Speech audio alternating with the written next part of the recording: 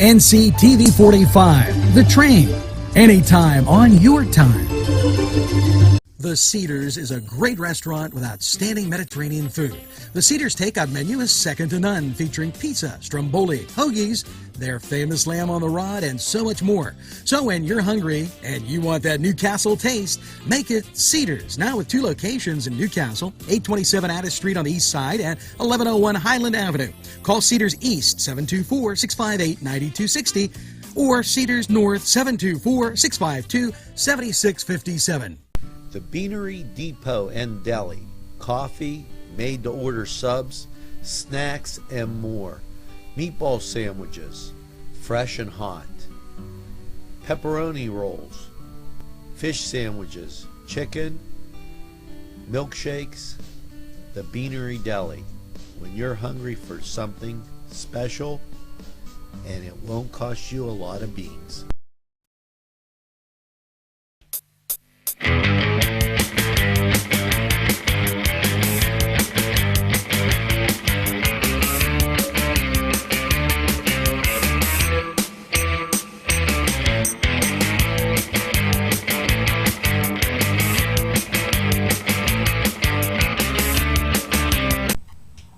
Welcome back to the Cedars Sports Quarter, ladies and gentlemen. I'm James, the Value Man Dotson. He's Alex, the Saint DeLaverson, and we're the 360 Sports Network Fantasy Football Toolkit, ready to bring you some more fantasy information. Week 1 begins tomorrow, Alex. Can you believe it is officially NFL season? How do we feel about that? Oh, I'm so excited. It's my favorite time of the year. It's finally here. No more, projections and researching, and now we can finally actually get to actual football. And we had a little taste of football with the college season last weekend, but now it's time for fantasy football, and I'm excited about that. Yeah, the big boys are playing, and if you want to talk college fantasy football, we'll talk about that maybe at a later date. Goodness. But that's a fun game to say the least. We did that. That was difficult. It's unique. Try it out if you've never done it. It's something very unique. But what we want to look at today is getting you ready for Week 1. Presumably, unless you're the last-minute type league, you've done your drafts. If you haven't done them yet, you're doing them tonight at midnight because roster is officially locked starting 7, 8 o'clock tomorrow before the opening game. Here's the main thing we want to talk about today, Alex, is that it's not about just the draft. It's a lot more than that, and you need to build a team for the entire year, and that begins with the waiver wire. And we want to talk a little bit about the waiver wire in general and some general tips that we have, because we think a lot of people end up not using the waiver wire to their most full potential, and that's where they end up having the issues when it comes to the fantasy football season. Yeah, the draft kind of, I would say, gets your foot in the door, and managing the waiver wire and playing the waiver wire constantly, that keeps you stable, that keeps your team going. It gives you a chance to always improve, and it also keeps your interest going as well, because let's say what's the percentage of people or the players that stay on your team past round 10? Very little, maybe 10 to 15%, unless you're picking a guy late thinking like a keeper scenario for next year. More often than not, those guys are late round flyers. If you're drafting correctly, your 15, 16 round picks are usually somebody who, hey, this guy could break out, but he's probably not going to. You're probably going to drop him by week 3 or 4 anyway. We've seen teams where of the entire 16 rounds, we've had only 2 or 3 of the entire team still on your roster by the end of the year. So you're right. You got to keep improving your team all year round. Yeah, and that is fantasy football. That's just the nature of the beast. But that's how I would say owners usually end up becoming the bottom dweller of their leagues, is they don't take it as seriously. Because like you said, even maybe past round 8, how many players are going to stick? You got your few.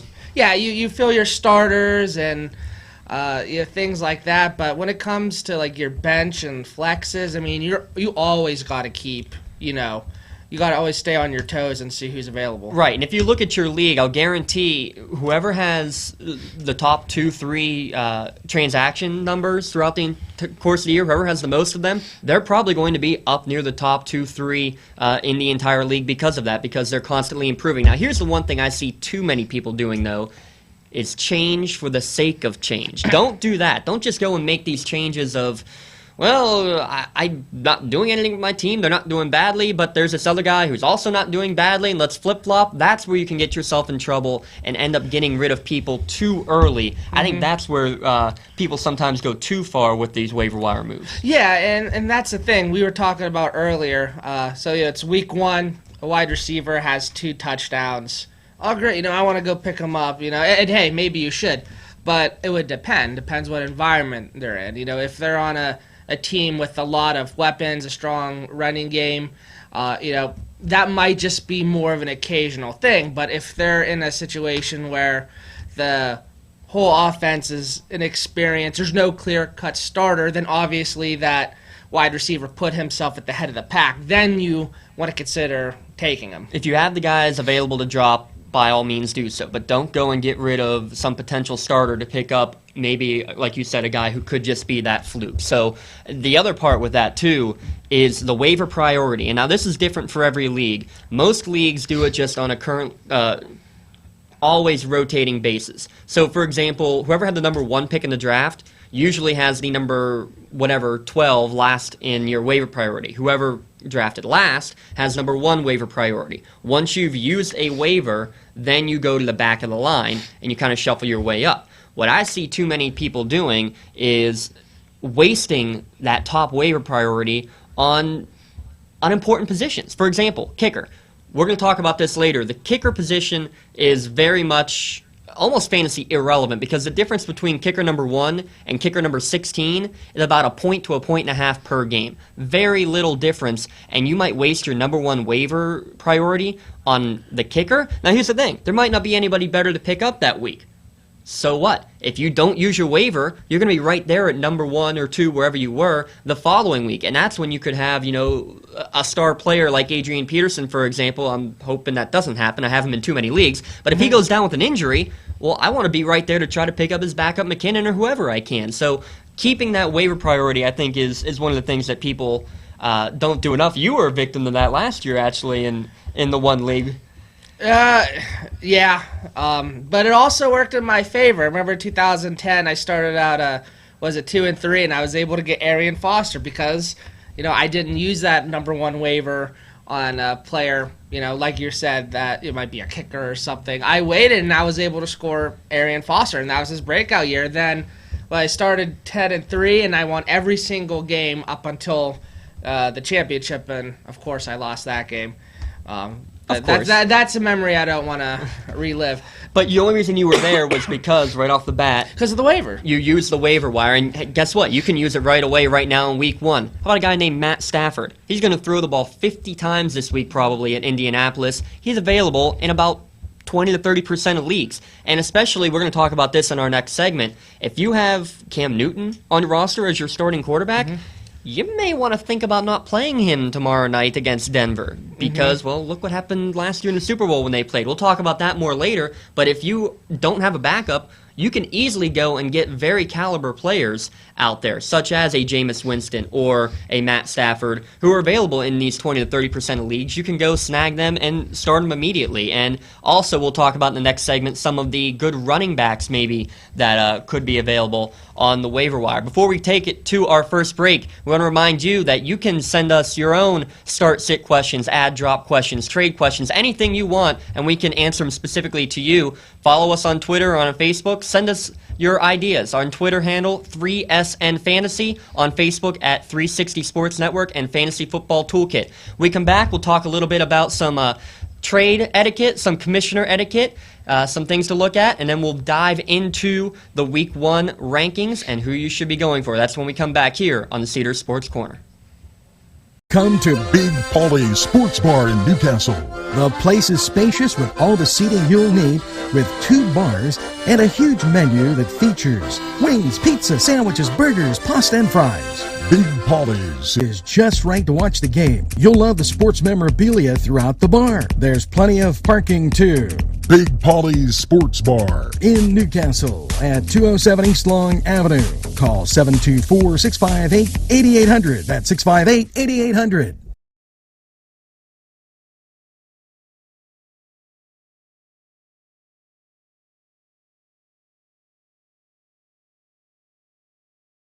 Gentlemen, if you want to look your best with high-quality clothing, then I recommend Main Street Clothiers and Custom Tailors in downtown Newcastle. Mike Caggiano is the owner, and he and his staff have been in the business for decades, and they will always give you the right recommendations. They also carry Rondinelli tuxedos. That's Main Street Clothiers and Custom Tailors, 210 East Washington Street, downtown Newcastle. Call 724-652-3851. Back here on the Cedars Sports Corner, he's the Saint. I'm the Value Man, and we're here to talk some more fantasy football with you. Let's get right into it, Alex. We're ready for Week 1. It's time to set your lineup for Week 1. Really, there's no surprises, right? You know who you're going to have in your starting lineup for the most part. You just drafted your team. There's no real issues, and you know, like previous years, we've had lots of the major injuries, the ACL injuries, that sort of thing. Really, other than Teddy Bridgewater, we really haven't had many of those where you can have a crippling team. So it's pretty cut and dry, right? You're starting your guys you've gotten in the first 4 or 5 rounds. There's really no issues with that. Is there anybody out there who you think maybe does not fit into that realm? Maybe someone you did draft in the first 4 or 5 rounds, and because of matchup or maybe because of lingering injury, anybody who you think maybe needs to stay away from your lineup Week 1, or at least to be considered? Well, as far as not playing someone, depending on who your backup quarterback is, you know, I might start to entertain the idea of not having Cam Newton in my lineup. Absolutely. Playing that, Denver defense. There's the question of the Super Bowl hangover, things like that. Is he going to be more motivated? Is Denver's defense going to be rusty? There's so many question marks. But then at the same time, Week 1, there's always question marks. Put it this way. It would depend. Yeah. I can see Cam Newton having a terrible game, kind of like he had in the Super Bowl. I can see him going out there, throwing for 300 yards, running for another 100. We really don't know what to expect. I would say, I would probably say more on the former side of that. Mm-hmm. I don't think he's necessarily going to throw for 300 yards, 4 touchdowns. You never know. But just because Denver's defense is so great, I would more go towards, maybe, not start him. But then again, if your other backup is, Gus Farad or... yeah, well, that's the thing, though. I hope you didn't draft him, but... We've said it time and time again. The number of quarterbacks who are projected to hit so many great numbers this year. 16 who are projected to throw over 1,600 yards. Or over 4,000 yards, I should say. That is an incredible number. And we mentioned it earlier in the show. Matt Stafford is available in 20 to 30% of leagues. Jameis Winston is available in about 20% of leagues. I have no problem going out and getting one of them, who I think is a much safer bet. Yes, Cam Newton could go off for you, and he's going to go off for most of the year.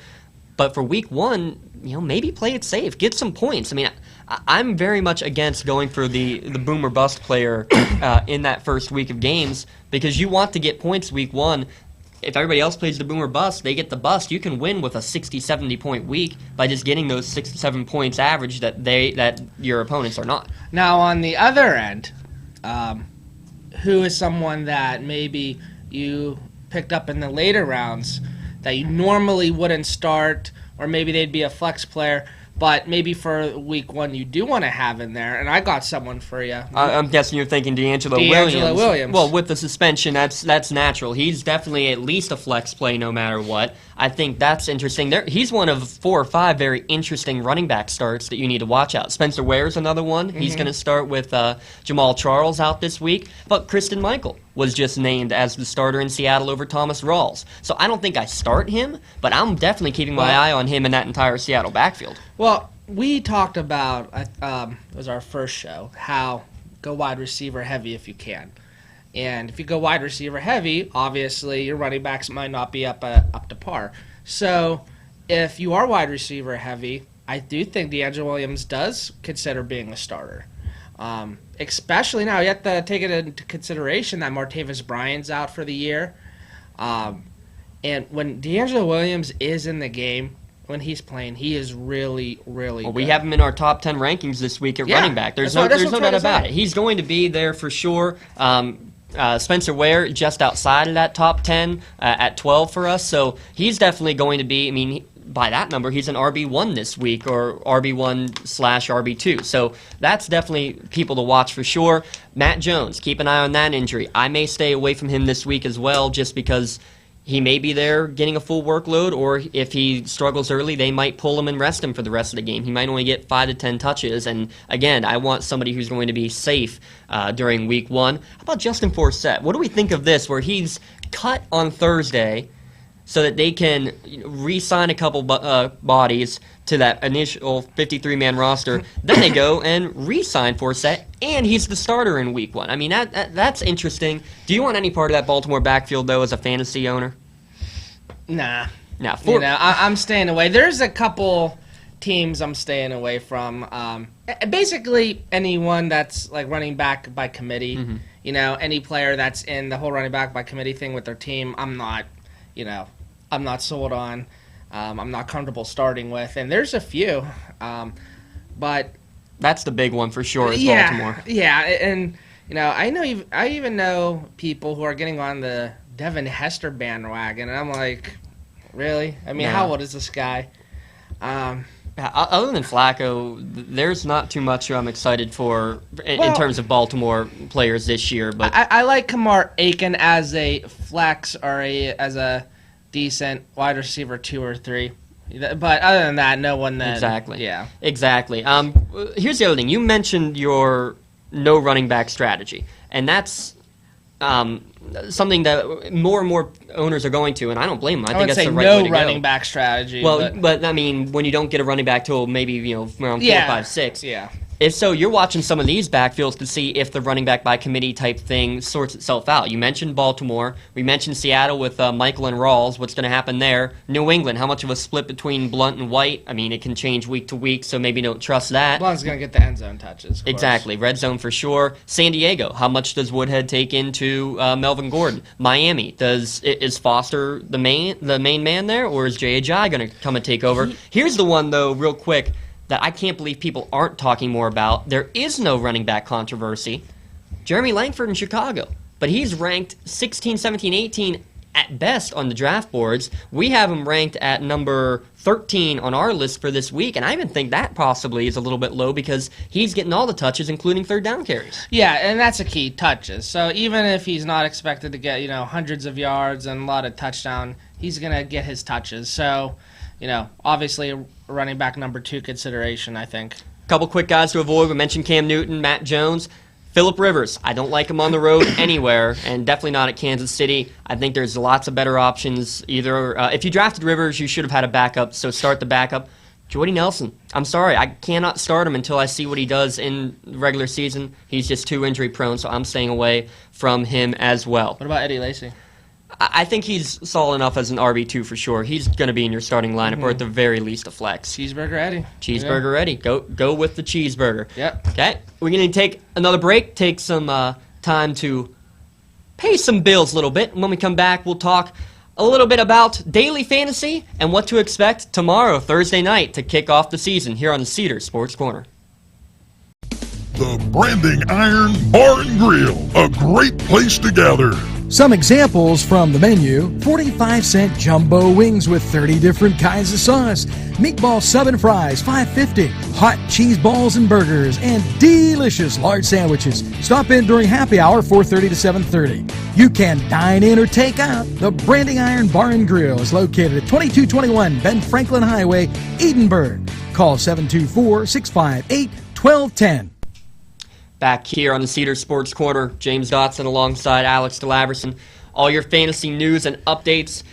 We're going to spend this last segment, we want to talk a little bit about daily fantasy football. This is going to be a weekly segment, the Daily Fantasy Minute, just to talk about some potential daily fantasy players. And for this week, heading into week 1, we first want to talk just about what is daily fantasy and just some basic quick tips. Daily fantasy is growing exponentially, and it's the main moneymaker, I would say, of all the fantasy sports, but it also requires the most research. Mm-hmm. There's lots of different kinds of leagues, different ways to go. The main tip I can say is don't take the obvious picks, because when you're in these leagues that when I have to battle against you, well, if you and everybody else is taking the obvious Aaron Rodgers, Well, you're if I not gonna take stand them, out. yeah, I'm not going to get anything. And all I need to do is beat half of you. So if I can take somebody who's a little bit less likely, somebody in, the 6, 7, 8, like we mentioned, Stafford, or maybe a Carr for this week, then you can go and get the big points and can end up leapfrogging where everybody else has the exact same guy. Yeah, so you get, like I know on Yahoo now, they're having daily fantasy, regulating it or whatever. It's basically you get a budget. So you might get, let's say, $200, $300. Top players like Antonio Brown might be like $50-some, and lower end players, maybe like a Tevin Coleman's going to be like 10. That might not be exact, or even but less. But that's the thing; you need to try to budget and get the best team possible. So it's in not it. like you could just get every high profile player because you're not going to have the money to do it. But I actually am really starting to like it, and I like it for a few reasons. Not that there's anything wrong with season-long commitments, but it does make it interesting because obviously when you draft or in a league, you got, other than free agency, you got these players that you got to deal with for the entire season.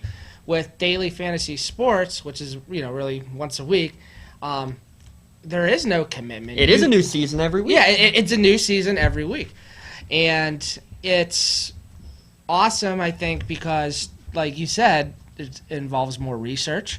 It also can become really addicting. So, I know. Just be careful, but you can have fun with it. And for you guys, you can check us out. Our daily expert, Jay the Kid Kilpatrick, has already put out his first podcast. He's going to put one out every Friday, creating a daily fantasy lineup that you can literally, if you copy and paste them, I bet you're going to make a little bit out of it too. So go ahead and check that out on our Twitter page at 3SN Fantasy, and of course you can send us any questions you have about daily or standard league fantasy football on there as well. We mentioned earlier, real quick, we want to talk about commissioner etiquette, trade etiquette, just how to recognize maybe when a team is coercing with another team, and Which happens a lot. It happens more than I'd care to admit. I guess the main thing I would say is have a rule and stick to it. The main thing I do is just commissioner has final say. If it looks shady, he's going to say no. Me as a commissioner in my league, if I'm not sure about it, I'll talk to somebody else, my vice commissioner, and if it ends up being bad enough, I'll put it to a vote if I need to. And if any trade has to go through me, I'm staying out of it. I'm letting somebody else do it. I'll let the league vote for it. That's about the safest and easiest way. If you make it just league vote right away, I guarantee no trades are ever going to go through. And then what's going to happen, Alex? Well, what's going to happen is you're going to have a lot of angry owners.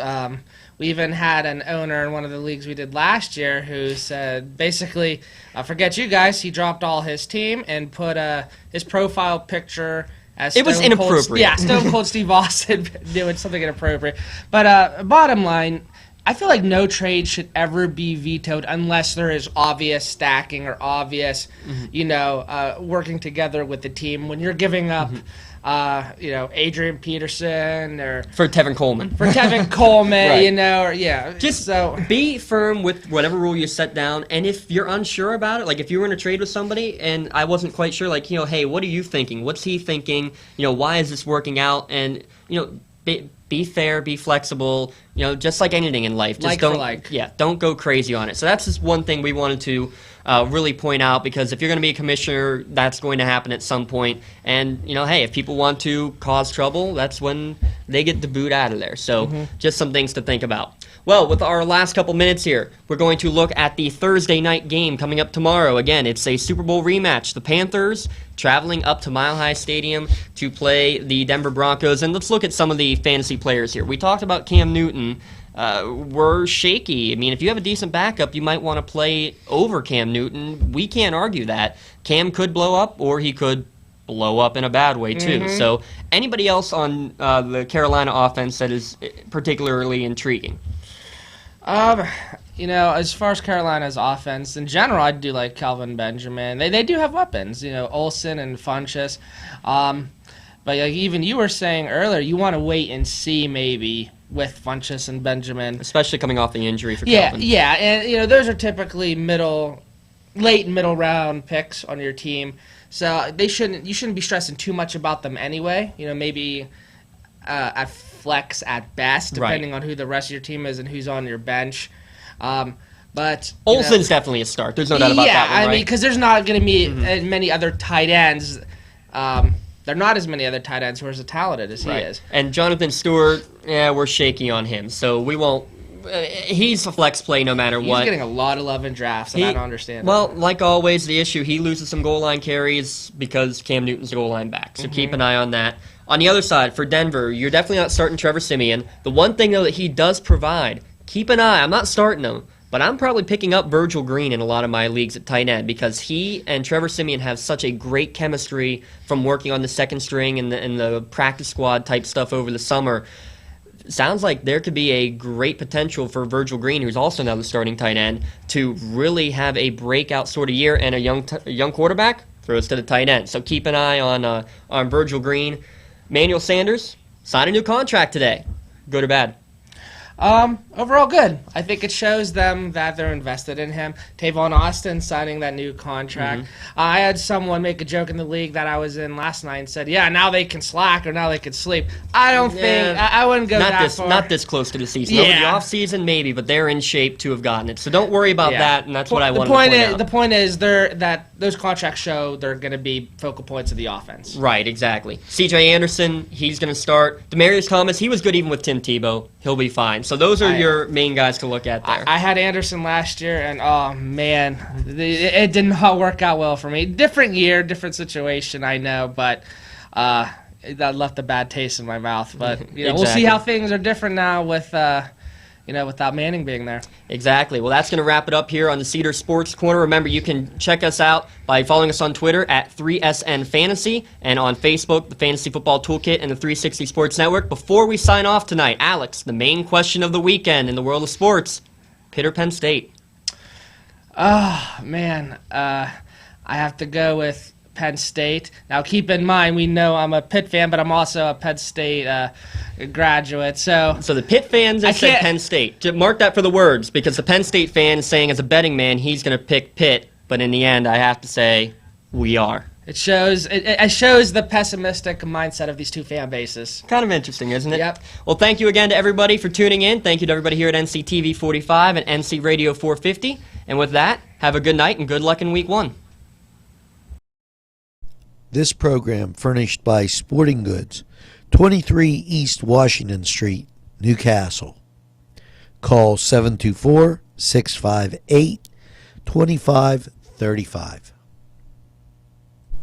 Funding for this program provided by Washington Center Physical Therapy, Norm A. Gabriel, MS, PT, ATC owner.